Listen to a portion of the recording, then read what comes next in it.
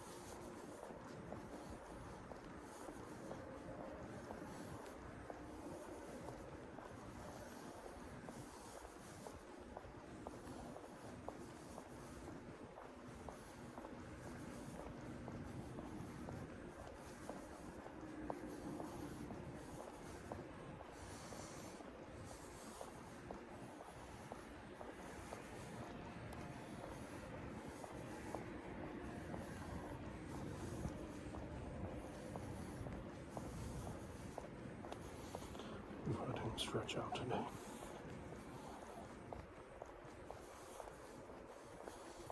I did something to my ankle. Last time I walked.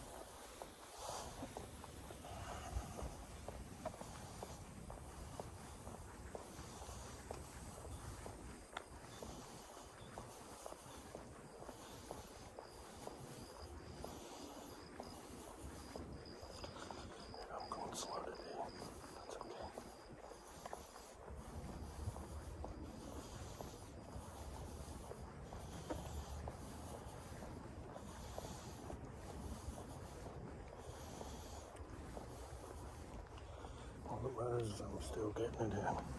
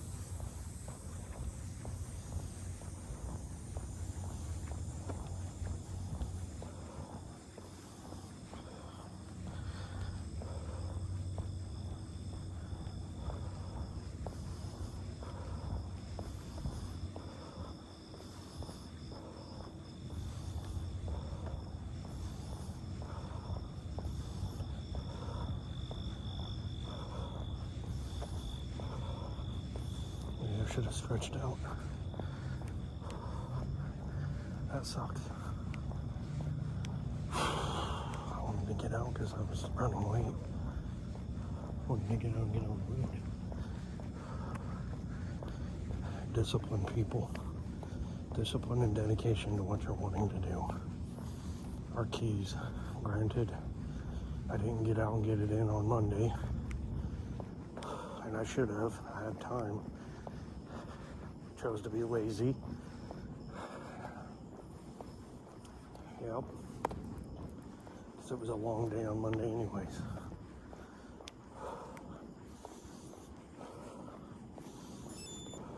Oop.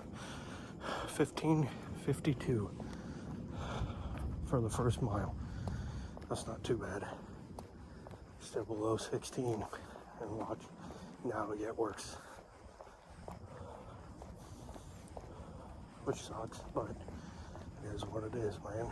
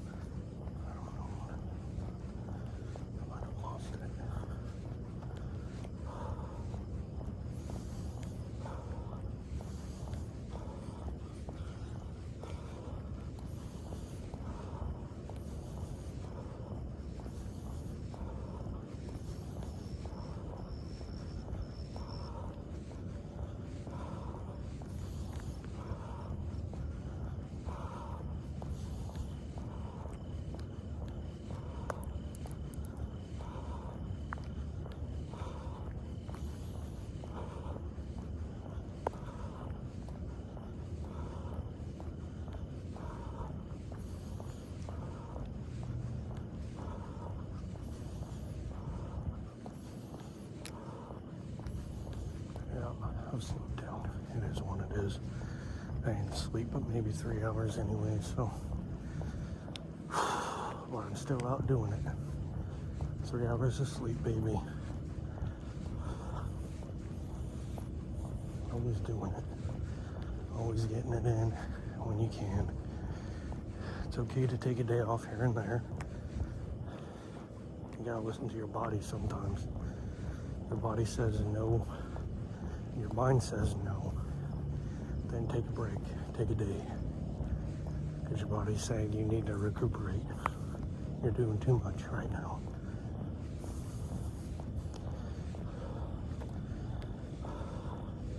It's a good thing, though, that you listen. Because if you don't, you're just going to run yourself into the ground. You don't want to do that. You want longevity.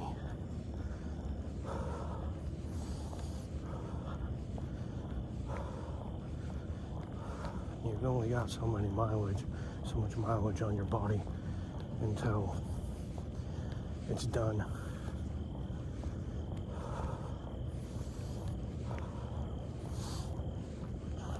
There's ways to prolong that, but in the end,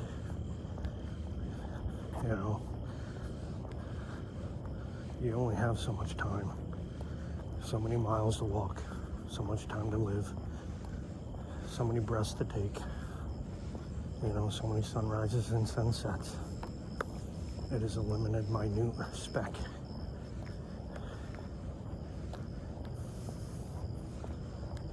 So get out and do something for it to be deserving of it.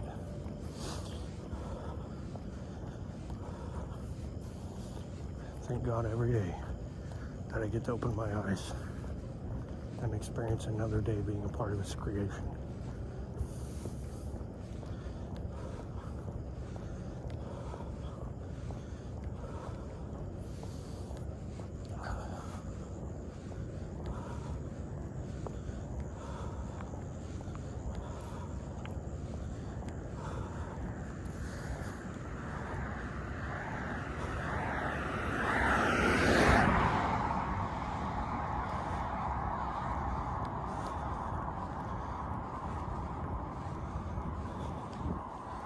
Sure, there's evil in the world. There always has been.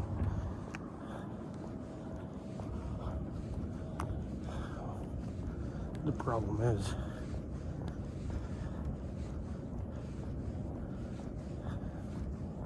people just allow it to be here. I'm not saying go out and just start,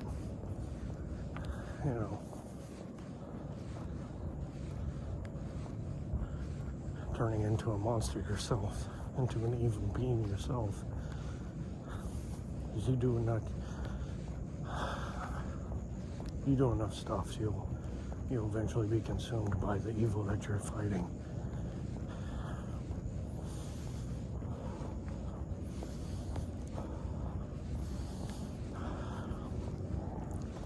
And the Bible doesn't say do not kill. That's a misconception that people want to push. The Bible says do not murder. There's a big difference. Why would God tell you not to kill and then turn around and wage war throughout the first part of the Bible?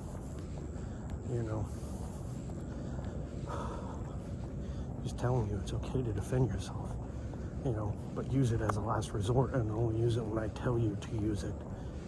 Don't wage war because you want to or because your emotions are hurt. Wage war because I tell you to wage war. Then it's a justified, righteous war.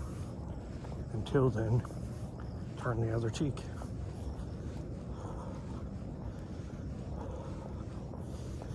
Obviously, unless you are attacked, someone's attacking you, obviously defend yourself. But if they're not physically attacking you, turn the other cheek, man. It's just words. Words hold no power. God's word's the only word that holds power. Always remember that.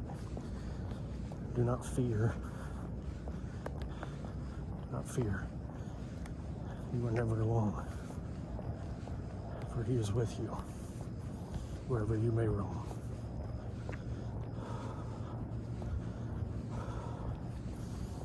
Do not fear.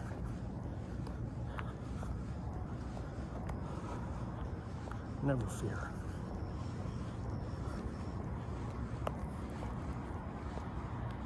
If you truly believe, there is nothing you cannot do. Even Jesus said, if you believe, If you have even the smallest belief, even the size of a mustard seed, you'll be able to do anything. You'll be able to move mountains, even with just the smallest faith as a mustard seed. 100% belief, no doubt, no second guessing. The truth is written, and as it is, so shall it have been, and so shall it be.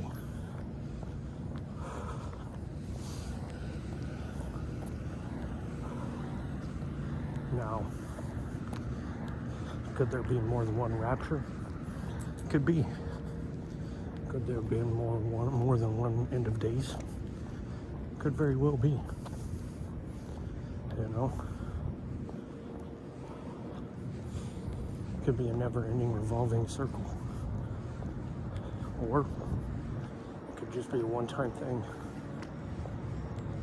And it's not quite to that point yet. You know?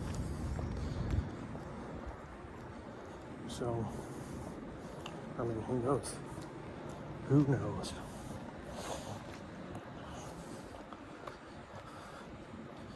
People want to say, well, what happens if Jesus has already come back and somebody murdered him because they didn't want him being born? He's not going to be born. He's going to come down out of the sky. And he's not going to come for peace and love. He's going to come to conquer.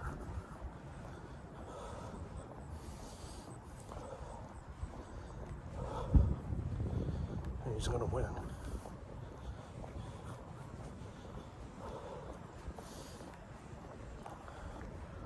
As it is written, so shall it be.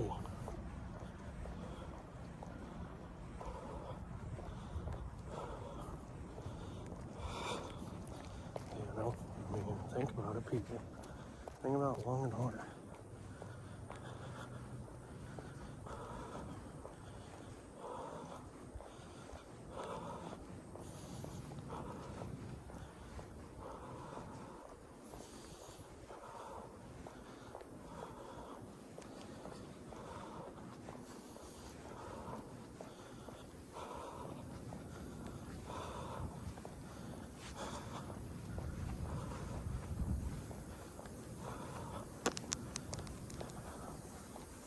And the thing of it is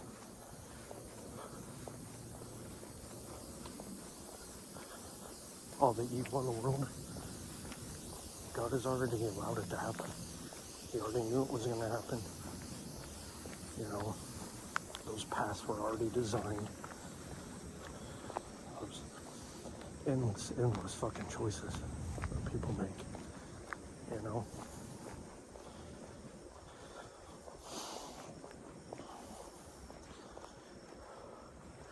It's all part of the plan for your life.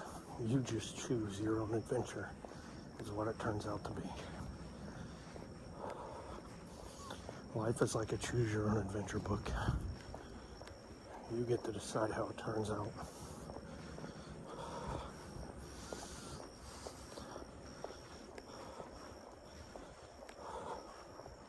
God has given you everything you need. You just need to do something to turn it into something for His glory. Here I am preaching.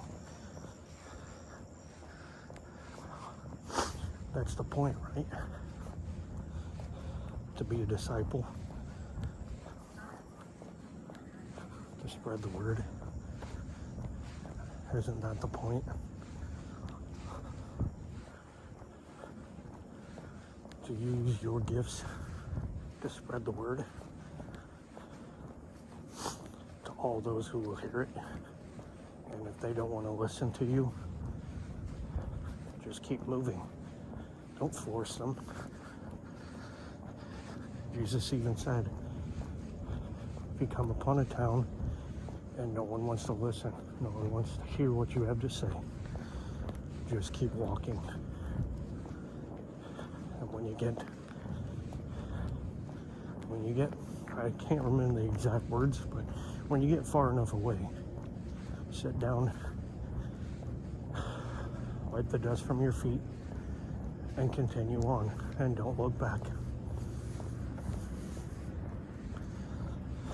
So,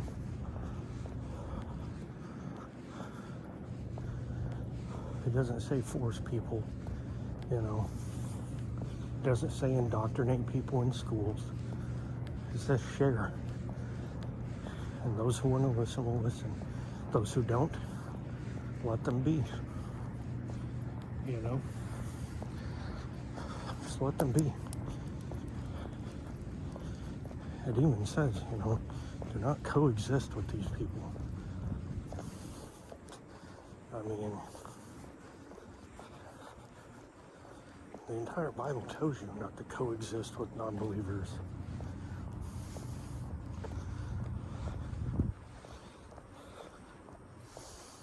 Not to associate with them.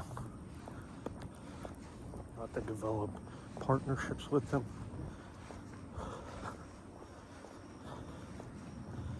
Because it will only lead to your downfall and your ruin.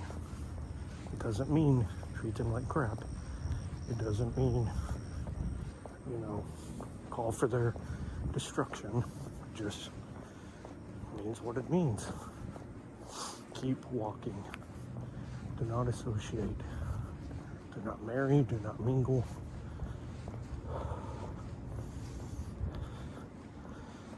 Live in your own community of believers. I really don't think there are too many people that are actually following Christ's footsteps. You know, we're supposed to follow his teaching to be a Christian. Oof, what do we got? 16:31. See, I slowed down. It's okay. It is what it is, man.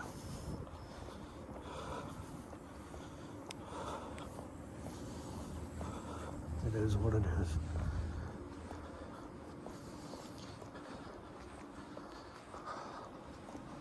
Not really feeling it anyways. But at least I'm getting it in. And that's what matters.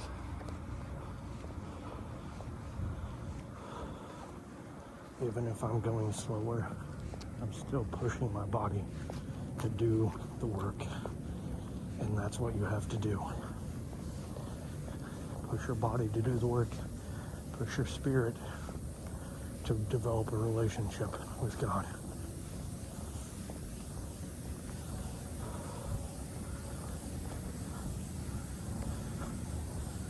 I'm slowly coming back. You know, I was a lost sheep. I strayed way far away from the path. Not quite into the total black, but at least in the gray area. Dabbling in the gray, living in the gray.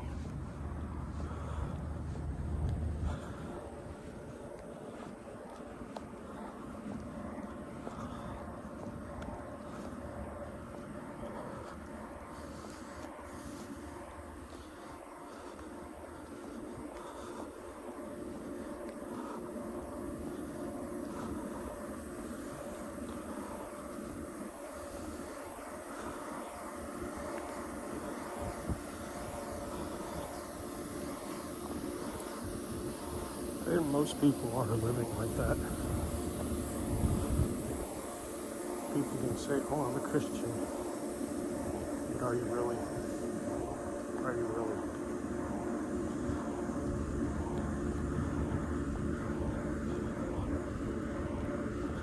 Are you really walking with Christ? Getting his dust, covering yourself in his dust while you're following him?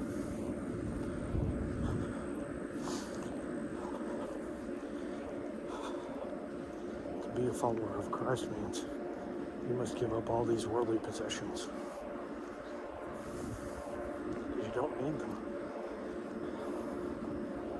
But I also understand Not everybody is going to preach the word. Not everybody is going to go out and do things like that. I get it. Not everybody's going to perform miracles. So,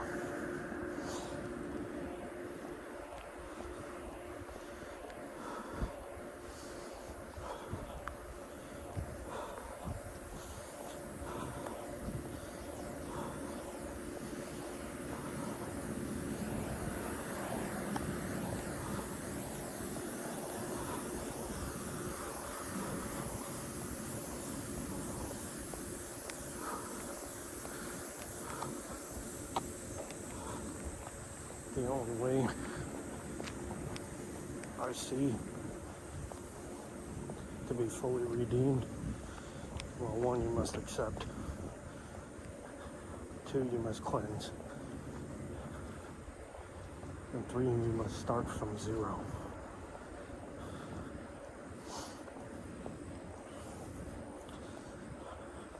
Strip yourselves of your past life. That includes job, cars, houses, materialistic possessions, money.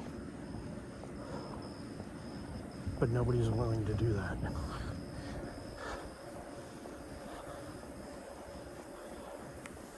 And start from nothing. Living on the streets, preaching the word, sharing the gospel,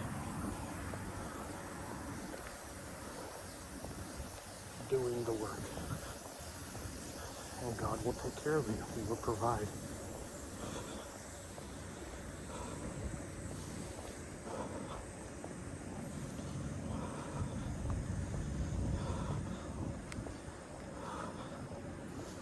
Probably lose some subscribers for preaching, but it is what it is.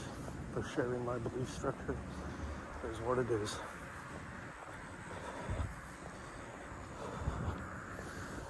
To each their own.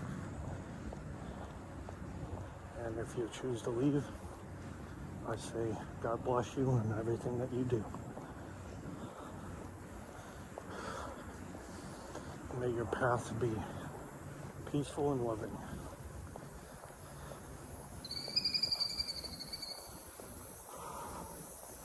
And may one day you find yourself in the embrace of God Himself. And until then, may He watch over you and protect you.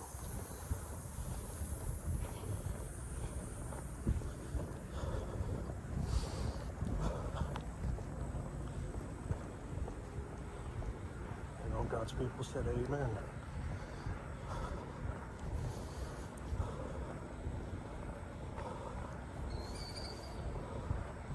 You know, there was a time when I couldn't utter the word God or Jesus. I would stutter really bad, and I would shake to get it out of my mouth. And sometimes my jaw would clench and wouldn't let me spit the words out.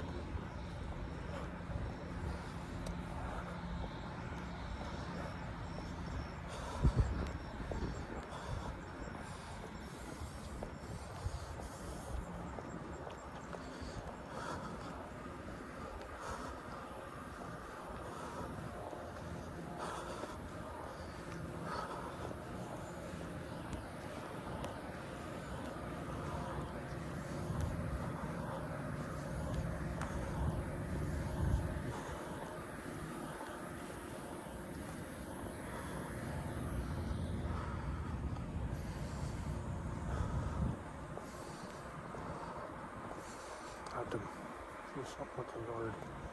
Probably that's coming up a week.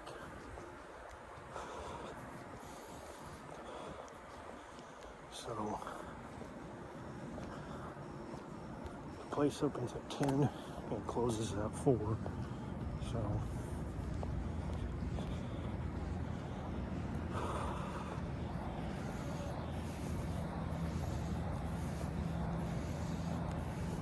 I'll talk to them today. See if they want to go tomorrow. And if so, then we'll go tomorrow. Today, we'll go pack up some water, and go to a park or something. Let her run around and play.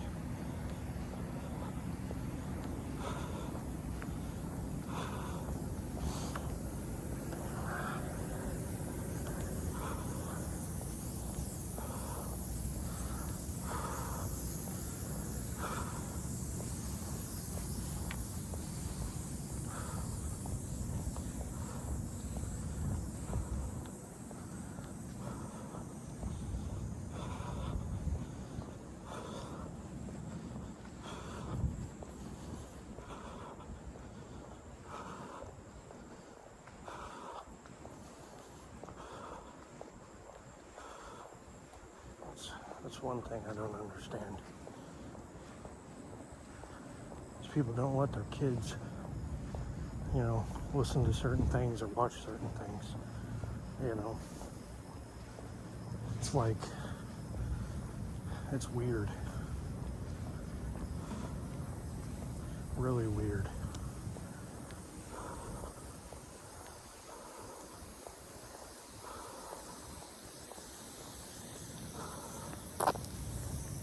It's really, really weird. I mean, I understand some things like, perverse things. I get it.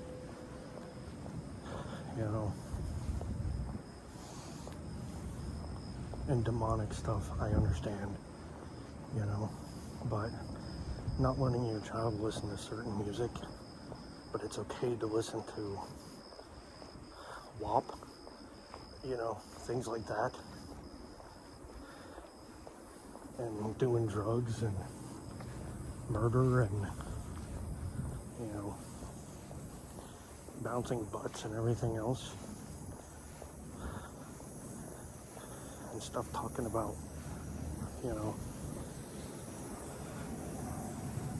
it's like, wow. But your child can't listen to the gospel or anything that deals with that.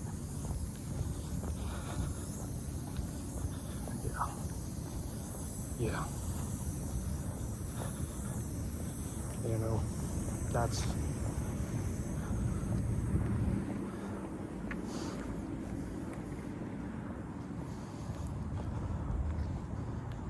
you're influencing your child to be something they probably were never meant to be.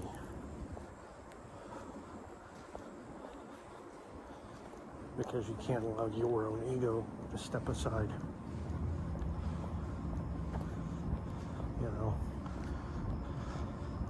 But then again, it doesn't matter if you don't believe in it.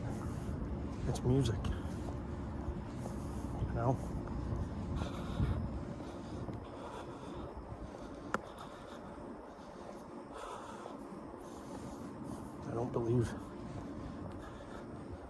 I don't believe in rap and hip hop and all that crap. Some of it is decent. Some of it is okay. The majority of it is wrong. It programs people to glorify violence and drug use and rape.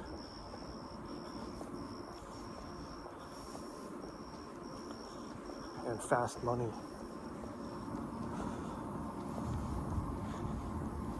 And when you push that into your mind over and over and over again, and you surround yourself with people that are the same way, you become what you surround yourself with.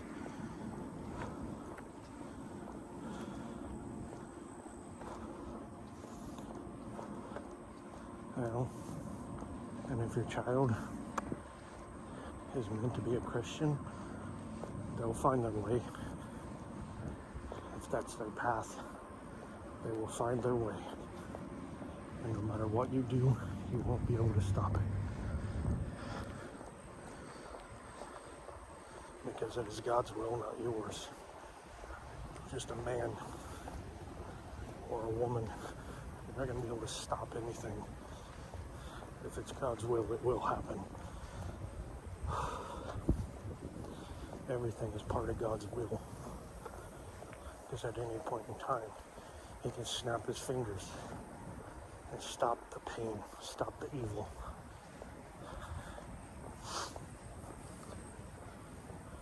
You know, and we got to think about it. Though it's horrible things happen to the most innocent people, God gives his hardest trials to his strongest children.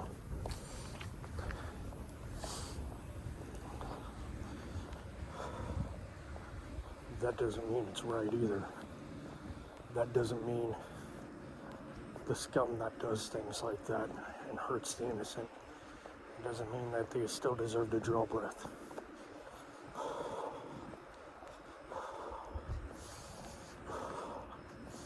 Now, maybe God may look at that as murder, and I can live with that. I can fully live with that. I'll go burn for that. 100%. I will willingly walk to the gates for something like that.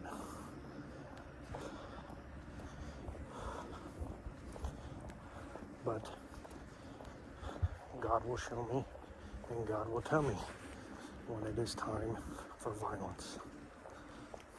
And if that day never comes, then hallelujah, glory to God.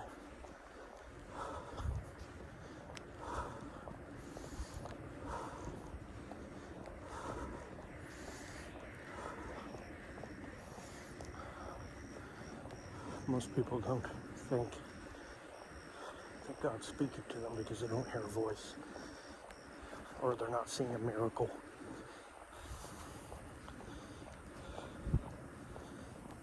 But when I was at my lowest point, and I was in a marijuana-induced coma, God was playing a commercial over and over and over again. Seemed like after every song played on the radio, the commercial came on. Because I was driving around out in the country in a comatose state of marijuana-induced. I did it in the country because less traffic. So if I did run off the road, there's nobody there, just me. So, and all I heard after every song, and sometimes it played 2-3 times in a row, was driving while high is still driving under the influence. Don't drive while you're high. Don't do this while you're high. You know, stay home. Things like that. And once I finally started listening, the darkness faded away.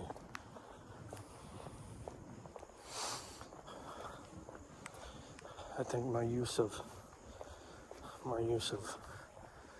marijuana to help myself through certain situations, I think it's come to an end.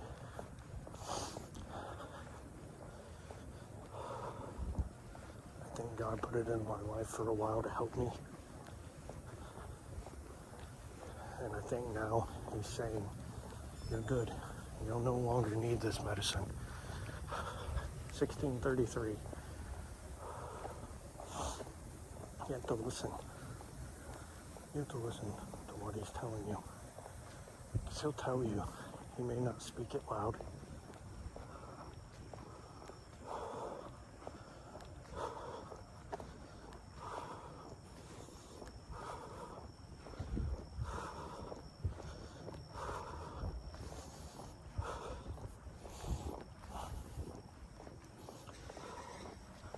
But he'll tell you. You just have to be paying attention. And most people don't pay attention. You know, like I said, it could just be as much as a commercial on the radio playing over and over again. And that's him talking to you. Most people say, well, that's a coincidence, or, you know, no. That's God talking. You just have to listen. Or repeating numbers over and over and over again. Seeing numbers. Same numbers. Over and over and over again.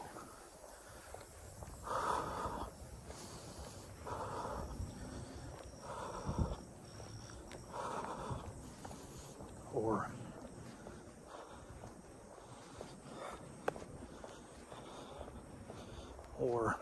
always arguing,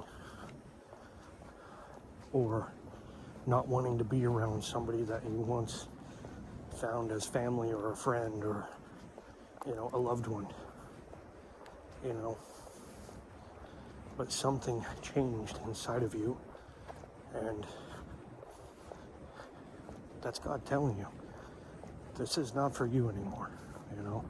I put this person into your life for a certain amount of time, and now that time is over. Now people will say, well, then you're just using the person. No, not really. I mean, people grow apart and people grow stronger together. But when it's time to part ways, God will make it so. That's how it works. And there's nothing you can do about it. You can make the choice to continuously have someone in your life that isn't meant to be in your life, like I did at one time, multiple times. But once it's time for those people to leave, it's inevitable. It's going to happen eventually. And you know it deep down inside. You'll know it.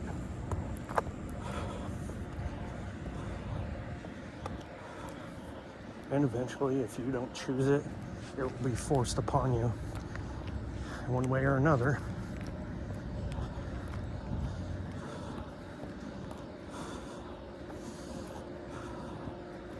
So it just depends on, how much you want to trust. I think God is there.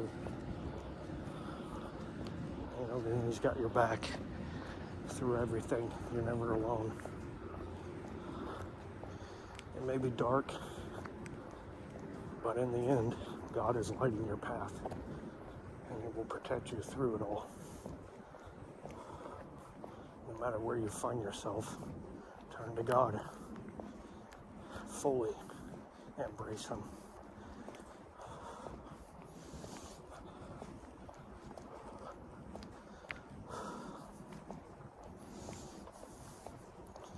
And study the Bible. Don't just read it, study it. Study the different texts. Study the meanings of things. Learn to understand it. This is like, I think I'm supposed to build a church. I really do. Because when I was reading the Bible, when I was listening to the Bible, I would listen while I was exercising. That would be my music, is I would listen to the Bible pretty much on tape. Somebody was reading it. And, some of the parts were just like back noise. And then some of it was like fucking loud. Like, you notice it. Like, you listen, like actually listen, not just hear it. It soaks in to your soul. And one of those parts when it was talking about building the church, like the tent, everything that goes along with it, the altar, everything. That is a part that stood out to me.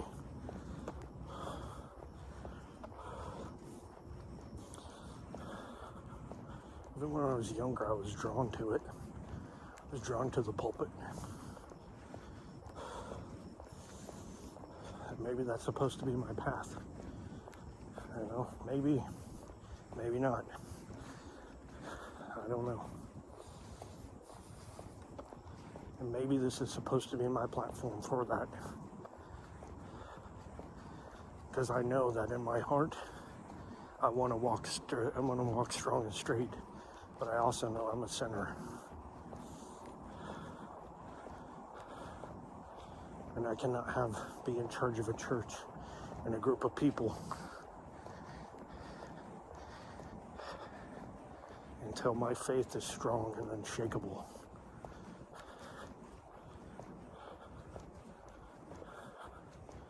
Because I don't want to be corrupted. I don't want to have the whisper in my mind, the whisper that comes in the late of the night, and that says, hey, it's okay.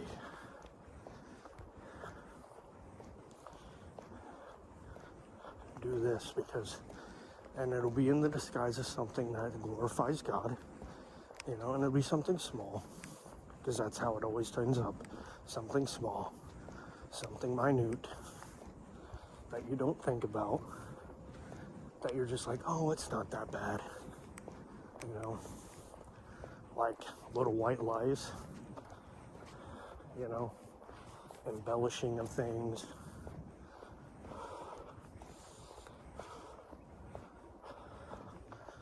Those are things that lead to bigger things. And usually that's how it starts.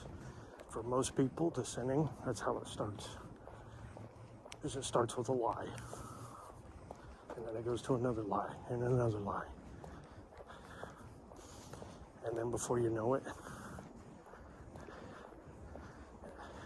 you start stealing or something else. It progresses,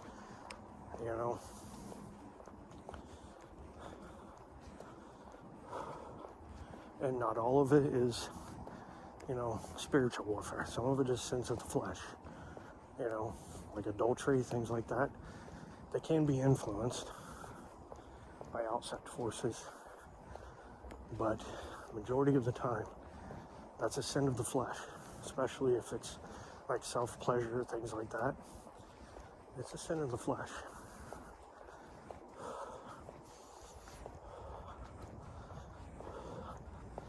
Now where it crosses over and becomes a spiritual thing is when you start acting on certain things like rape, and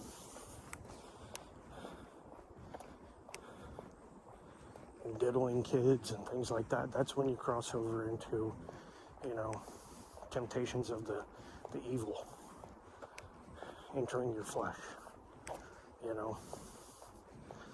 It's still a sin of the flesh, but now you're influenced by darker means. And it could be, your robbery upgrades, Instead of just stealing small things, you bump it up, You bump it up to robbing from a store, armed robbery, strong armed robbery, home invasions, kidnapping. And then if you're going to kidnap, you might as well just, do the deed and cross the line.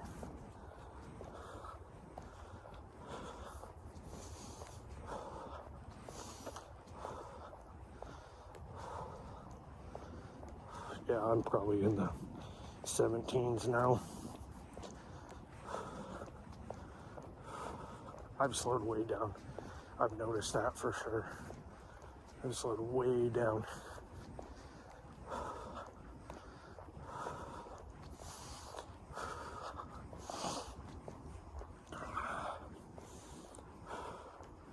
I know when I go up north and start going on the trails, and I'm doing a lot of up and downs, when I come back home, I should be a lot faster.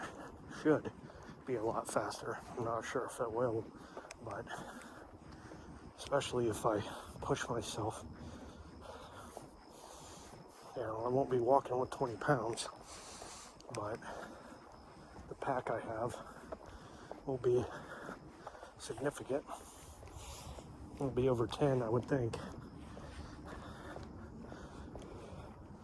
I would think it's like 10. Cross over so I can turn to the left.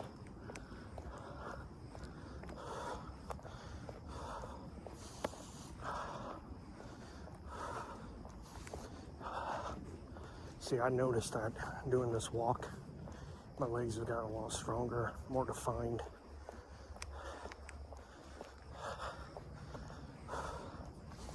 I do need to really start working on flexibility and mobility.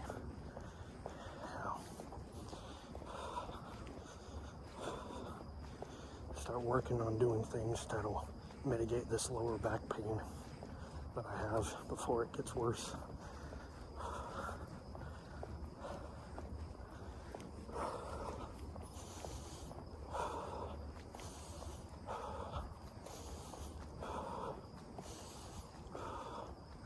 I kind of want to download that app that she uses to record myself sleeping, so I can see if I'm snoring right now or not when I sleep on my side.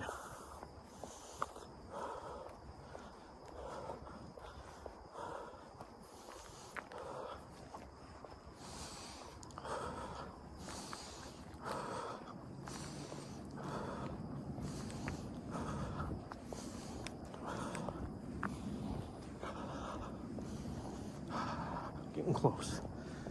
Getting close. Just keep pushing it. Just keep pushing. Keep walking. Hey, look, Orion. Just keep pushing. Just keep walking. One foot in front of the other.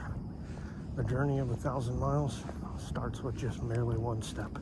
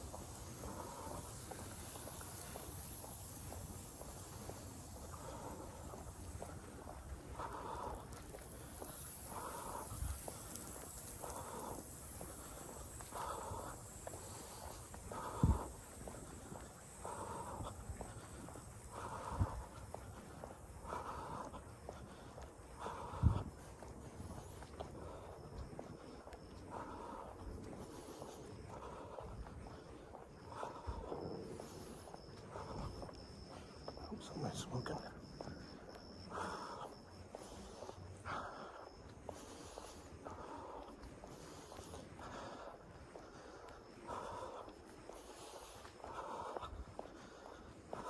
Tailbones, it feels like it's going numb, which is a sinus sciatica. Or it's just a sign that I'm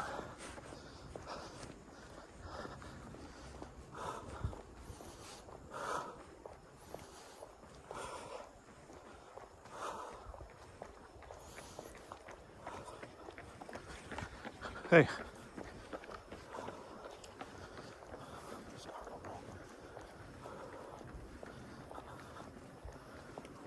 expecting that.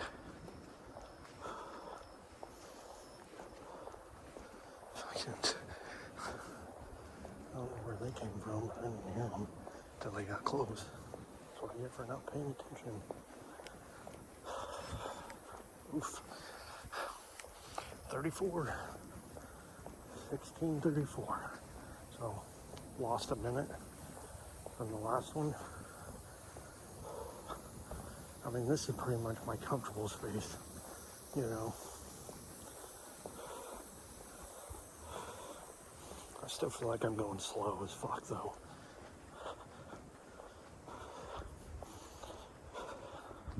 You know, at least I'm consistent, though, with it. You know, not improving too much, but I'm at least consistent with the walking pace. You know, at least I'm consistent with my walking pace. And that's what matters, is consistency.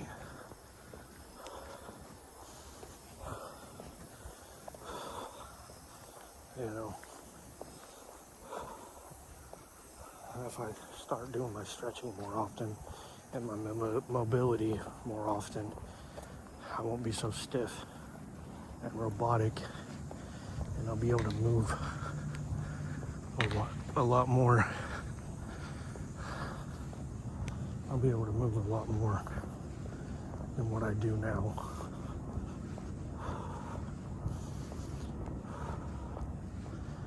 Because that's the point. You know, plus motion, like I say, motion is lotion. If you don't use it, you're going to lose it. So, keep pushing yourself to be better and do better. That way,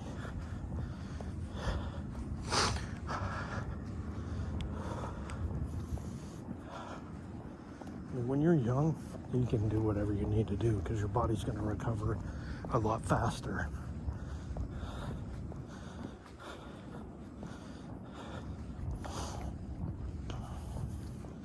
But once you stop moving, your body starts to deteriorate over time. You need to build that muscle strength and endurance, as well as flexibility and mobility. And you need that bone density, which is where moving weight, things like that, hitting things comes into play.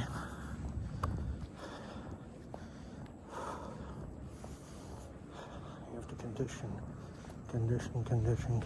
your body.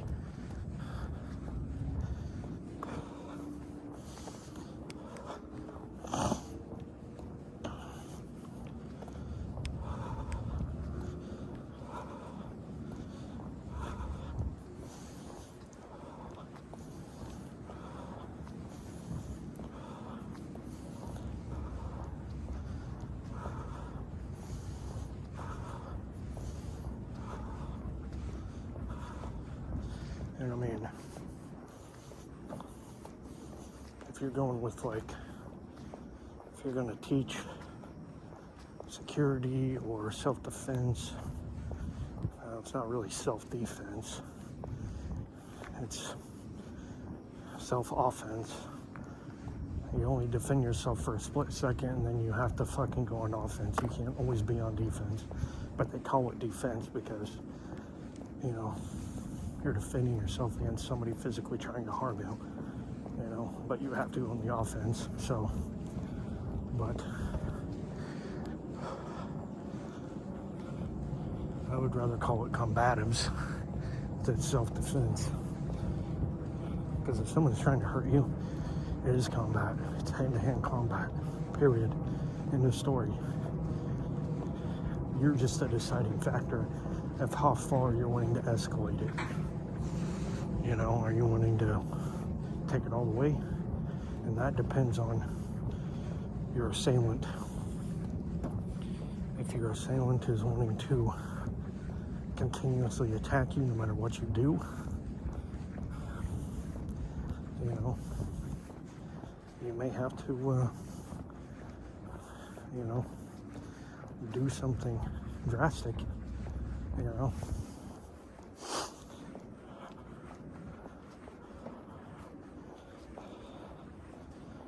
You know, if you've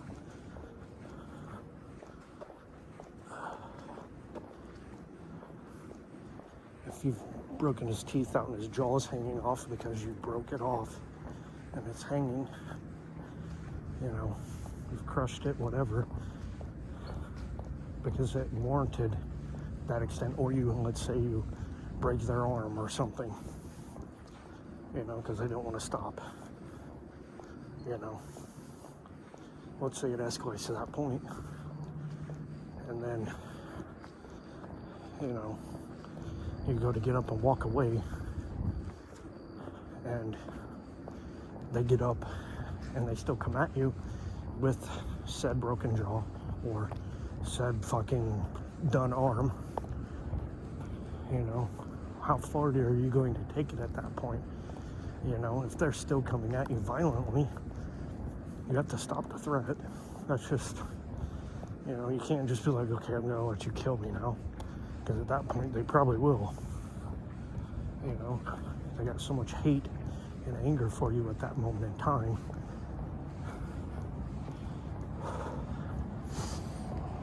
So you have to think about it like that too. You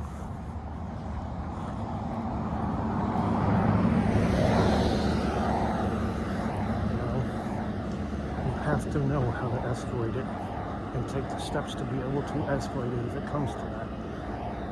But really, your whole mechanism is designed to create the opportunity to run away. You know, that's it. It's not to stand and fight. You know, you want to do that, then join a sport. You know, go into sport fighting. You want to stand toe to toe with people, go to sport fighting. You know.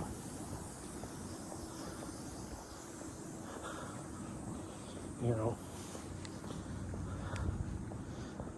Or have a gentleman's agreement between the two of you. Let's say, okay, we're going to go toe to toe in the street, or preferably in somebody's yard, not in the street, you know.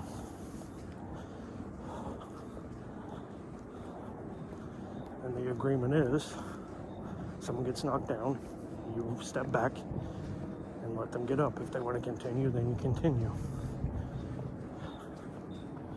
You know.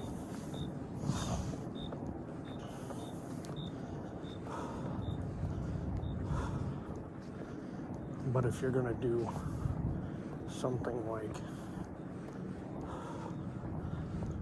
if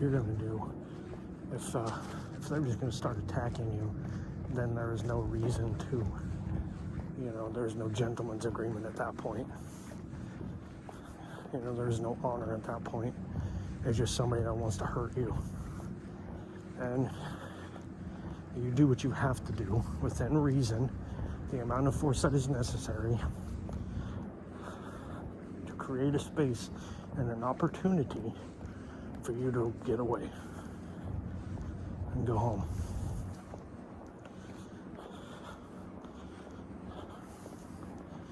Because it is very rarely that one person is going to come out of nowhere and attack you without having other people around that are willing to jump in.